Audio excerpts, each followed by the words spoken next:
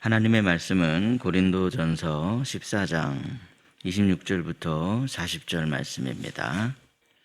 하나님의 말씀을 우리 함께 읽겠습니다. 그런즉 형제들아 어찌할까 너희가 모일 때에 각각 찬송시도 있으며 가르치는 말씀도 있으며 계시도 있으며 방언도 있으며 통역함도 있나니 모든 것을 덕을 세우기 위하여 하라.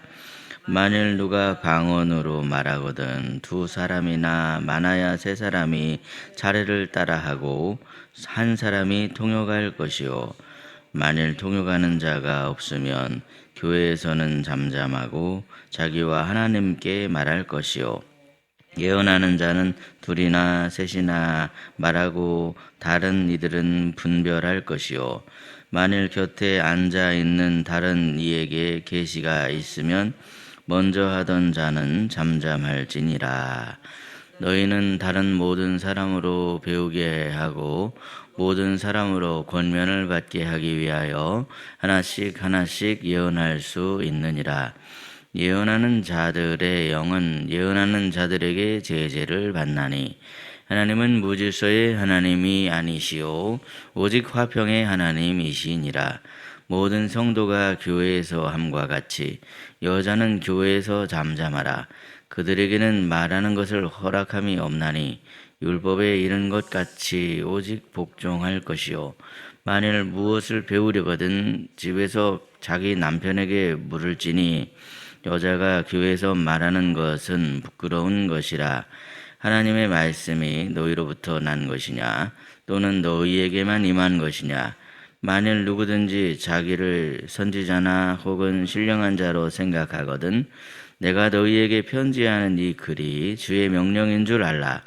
만일 누구든지 알지 못하면 그는 알지 못한 자니라. 그런즉 내 형제들아 예언하기를 사모하며 방언 말하기를 금하지 말라. 모든 것을 품위 있게 하고 질서 있게 하라. 아멘. 오늘도 이른 새벽에 은혜를 사모하여 주의 전에 나오신 여러분의 삶에 하나님의 은혜와 평강이 가득 넘치시기를 예수님의 이름으로 축복합니다. 지난 시간에 이 고린도전서의 본문에서는 이 당시의 고린도 교회 성도들이 함께 모여서 어떤 식으로 예배를 드렸는가에 대한 말씀을 드렸습니다. 그들은 당시에 주로 가정집에 모여서 함께 찬송시도 외우고 또한 말씀도 들었으며 음식을 나눠 먹기 전에 이제 성찬식을 행하고 예수님의 죽으심과 부활하심을 그렇게 함께 기념했습니다. 또한 이들은 준비된 음식을 서로 나눠 먹으면서 그날 들은 말씀을 각각 자기들의 삶에 적용해서 묵상해서 성도들 앞에서 돌아가며 말씀을 나누는 시간을 가졌다. 그렇게 말씀을 드렸습니다. 그런데 이 하나님의 말씀을 묵상하고 나누는 것이 그냥 막 이루어지는 것이 아닙니다. 나눔이 제대로 이루어지기 위해서는 말씀을 제대로 이해하고 적용하는 예언의 은사가 얼마나 중요한 것인지 모릅니다. 그러기 위해서는 평소에 우리가 하나님의 말씀을 가까이 해서 기본적으로 우리 안에 말씀이 가득 차 있어야만 하더라는 것이죠. 그것이 먼저 이루어져야 말씀 묵상도 가능하고 나눔을 하는 것도 가능합니다. 이처럼 예언의 은사는 하나님의 말씀이 내 안에 가득하면 가득할수록 더욱 풍성해질 수 있는 은사, 그 은사가 바로 예언의 은사입니다.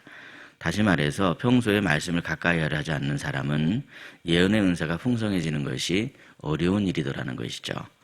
참고로 교회에 다니고 설교를 들으시는 분들 중에서 예언의 은사가 없으신 분들은 거의 없으십니다. 기본적으로 성도님들께서는 다 받게 되는 은사가 예언의 은사이더라는 거죠. 설교를 제대로 들으려면 예언의 은사가 반드시 필요하기 때문에 그렇습니다. 하나님의 말씀을 들을 때도 무슨 말씀을 지금 하고 계시는가 그것을 분별하는 이 예언의 은사가 참 중요합니다. 집중해서 들으려고 하는 마음을 가질 때도 예언의 은사가 참 중요하다는 것이죠. 또한 오늘 주신 말씀을 과연 내 삶에 어떻게 적용하면 좋을까? 그 점을 좀 더 깊이 있게 생각하기 위해서 필요한 은사도 바로 이 예언의 은사이더라는 거죠. 오늘 본문의 말씀 속에는 당시에 고린도 교회 성도들이 모여서 어떻게 예배를 드렸는가 상당히 실제적인 말씀을 하고 있는 것을 보게 되는데, 우리 본문 26절 말씀을 함께 읽도록 하겠습니다. 26절입니다. 시작.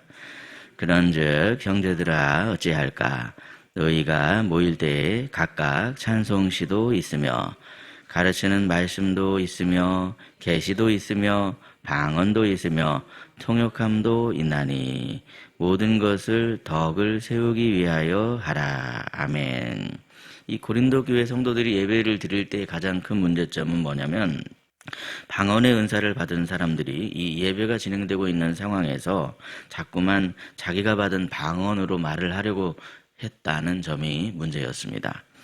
지난 시간에도 말씀을 드렸지만 통성기도 시간에는 뭐 방언으로 기도를 하든 서로 그냥 우리가 들을 수 있는, 알아들을 수 있는 그런 말로 기도를 하든 아무런 상관이 없습니다. 서로의 기도가 방해가 되지만 않으면 방언이든 방언이 아니든 상관이 없더라는 거죠. 다시 말해서 통성기도 시간에 너무나 큰 소리로 기도하는 것만 아니면 상대방이 무슨 기도를 하고 있든지 내가 뭐 그걸 신경 쓸 필요가 있겠습니까? 그럴 필요가 없이 그냥 내 기도에 집중해서 기도하면 되더라는 것이죠. 오히려 그냥 한쪽에서 중얼중얼 방언으로 알아듣지는 못하지만 기도를 해주면, 당시에는 음악을 틀면서 기도를 하고 그런 건 없었기 때문에 전체적으로 그냥 통성으로 기도를 하는 분위기에 있어서는 오히려 그것이 도움이 될 수 있었다는 겁니다. 그런데 고린도 교회 문제는 함께 모여서 돌아가면서 한마디씩을 하고 있는 그러한 상황에서 자기 차례에 방언으로 말을 하는 그런 성도가 있었다는 문제가 있었습니다. 방언은 일반적인 사람들이 알아들을 수가 없는 언어였기 때문에 이 나눔 시간에 방언으로 말하는 것은 매우 부적절한 행동이었더라는 것이죠. 그래서 바울은 이런 이야기를 하고 있는데, 우리 본문 27절과 28절 말씀 함께 읽겠습니다. 시작. 만일 누가 방언으로 말하거든 두 사람이나 많아야 세 사람이 차례를 따라 하고 한 사람이 통역할 것이요, 만일 통역하는 자가 없으면 교회에서는 잠잠하고 자기와 하나님께 말할 것이요. 아멘. 예.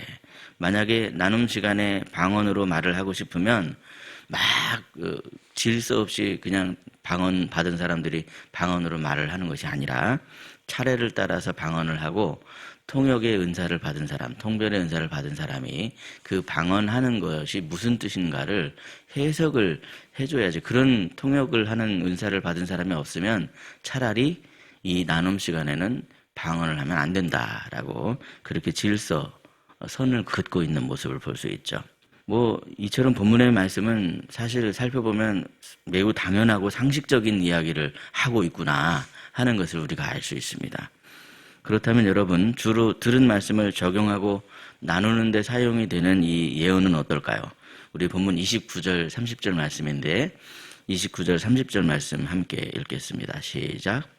예언하는 자는 둘이나 셋이나 말하고 다른 이들은 분별할 것이요, 만일 곁에 앉아있는 다른 이에게 계시가 있으면 먼저 하던 자는 잠잠할지니라. 아멘. 예, 본문 29절을 보시면 다른 이들은 분별할 것이요 이렇게 말씀하고 있죠.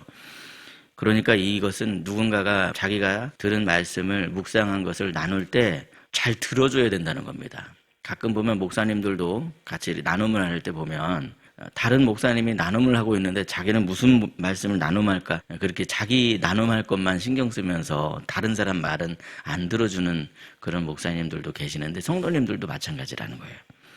이게 다른 사람들이 나눔을 하면 그 말씀이 지금 무슨 말씀을 하는지, 어떻게 말씀을 적용했는지 그것을 들어줘야 되는데, 분별해줘야 되는데 그러지 못하고 자기 생각만 하고 있으면 안 되더라는 겁니다. 그것은 나눔이 아니라는 것이죠. 또한 30절 말씀에 나눔을 할 때 보면 혼자만 독점해서 길게 말하시는 분들이 있고요. 자기 차례가 넘어갔으면 이제 끝난 것이고 다른 분이 나눔을 하면 그 말씀을 들어야 되는데, 또 다른 분이 말씀을 나눔을 했는데도 또 이어서 자기가 아까 나눔했던 이야기를 다시 말하고 다시 말하는 그런 나눔의 태도가 있는데, 그러면 안 된다는 겁니다. 내 차례가 끝났으면 이제는 다른 분이 어떤 말씀을 나누는지 그것을 집중해서 들을 줄 알아야 되더라는 거죠. 그래서 시간 분배도 잘해야 되고 서로 공평하게 나눔을 해야 된다 하는 나눔의 원칙을 지금 이야기하고 있습니다.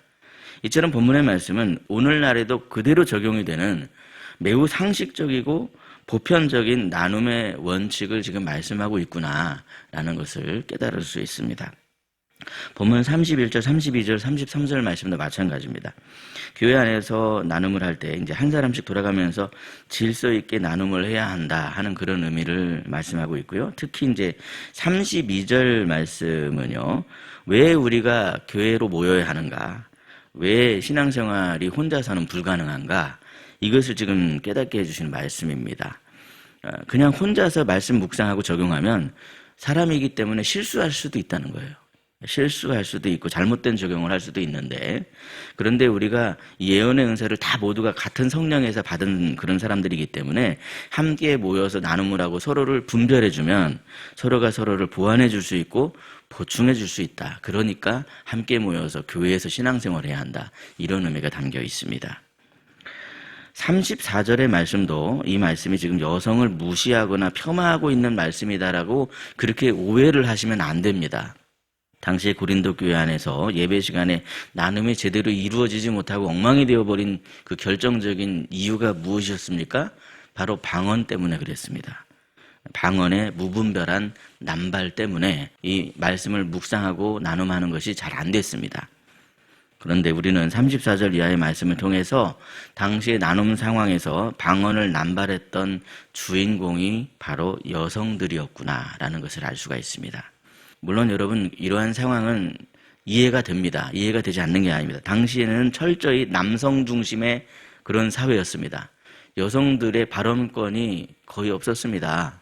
여성들이 사회적으로 막 이렇게 대우받고 그런 시절이 아닙니다.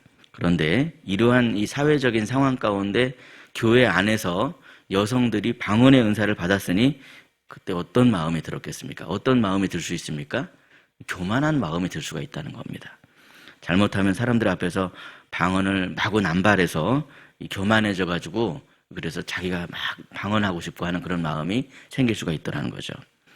은사는 원래 교회를 아름답게 세우게 하시려고 성령께서 우리에게 각각 주신 선물임에도 불구하고 사탄은 이 사람들이 그 은사를 잘못 사용하게 만들어서 오히려 교회를 무너뜨려 버리게 만들더라는 사실입니다. 그런데 여러분, 이러한 일은요, 오늘날에도 얼마든지 일어날 수 있는 그런 일입니다. 그렇다면 여러분, 과연 우리는 어떻게 해야만 할까요? 과연 어떻게 해야만 할까? 우리 오늘 말씀의 결론 부분인 마지막 39절과 40절 말씀을 함께 읽도록 하겠습니다. 시작. 그런즉 내 형제들아, 예언하기를 사모하며 방언 말하기를 금하지 말라. 모든 것을 품위 있게 하고 질서 있게 하라. 아멘. 예언도 방언도 다 성령께서 주시는 은사입니다. 방언은 안 돼, 이렇게 할 태도가, 그렇게 말할 이유가 없더라는 겁니다.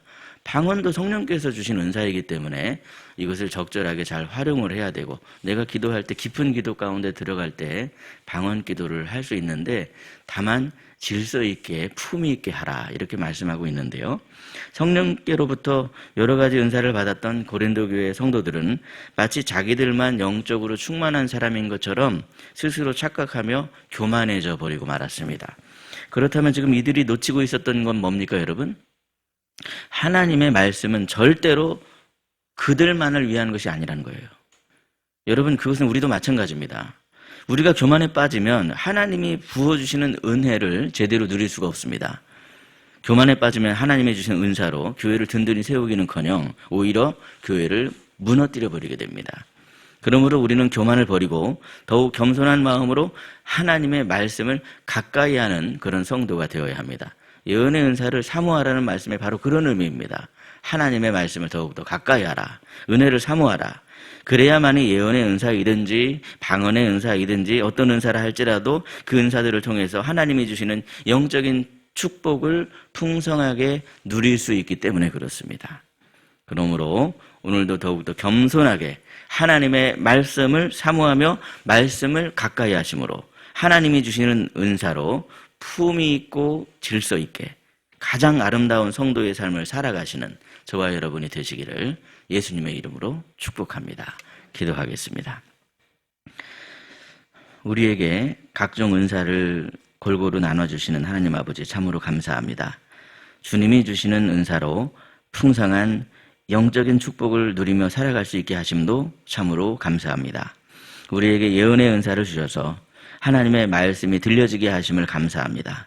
하나님의 말씀을 사모하게 하시고 가까이 하고자 하는 그러한 마음을 주심도 감사합니다. 더욱더 깊고 성숙한 예언의 은사로 말씀을 잘 분별하며 말씀에 순종하는 삶을 살아가는 복된 하나님의 자녀가 되게 하여 주옵소서. 그러기 위해서 더욱더 우리가 겸손해야 할 줄로 믿습니다. 영적인 자만심에 빠지지 않게 하셔서 깨달을수록 더 낮아지고 더 겸손해지는 성도가 되게 해 주옵소서. 그리하여 하나님이 주시는 은사로 질서 있는 교회를 세워갈 수 있게 해주시고 주님이 주시는 영적인 축복을 아름답고 품위 있게 누리며 살아가는 저희들이 되게 하여 주옵소서. 몸과 마음이 연약한 환우들을 주님 손에 올려드립니다. 치료의 손길로 어루만져 주시고 육신의 회복뿐만이 아니라 영혼의 평안도 허락하여 주시옵소서. 우리 희락교회 모든 성도들이 풍성한 은사로 가정과 교회를 아름답게 세워나가도록 복을 내려 주옵소서. 사랑이 가득한 가정, 사랑이 가득한 교회가 되게 해 주옵소서. 이를 위해 지금 우리 교회에서 하나의 밀 운동을 펼치고 있습니다. 김하영, 유미라, 양호숙, 최완출, 박병국, 조상욱, 정명순, 송유옥, 송정현, 우병훈, 우병관, 서동선, 이 분들을 지금 우리 성도님들이 좀 주님 앞으로 인도하고자 함께 기도하며 함께 노력하고 있습니다. 이 귀한 영혼들을 주님께서 감동하여 주셔서 생명의 열매가 맺어질 수 있도록 주께서 친히 역사하여 주시옵소서. 오늘 목사 안수를 받으시는 박윤배 전도사님, 하나님 나라 일꾼으로 귀하고 아름답게 사용하여 주시옵소서. 오늘 우리의 삶을 주님께 맡겨드리며 비가 오지만 주님 전에 나왔습니다. 은혜를 사모하는 마음으로 십자가 앞에 엎드려 기도합니다. 주님, 이 시간 하늘의 문을 여시고 하늘의 신령한 복과 땅에 기름진 복이 넘치도록 부어주셔서 우리 삶에 가장 아름다운 열매들이 맺어질 수 있도록 축복하여 주시옵소서. 우리 구주 예수 그리스도의 이름으로 감사하며 기도드리옵나이다. 아멘. 각자 기도하시겠습니다.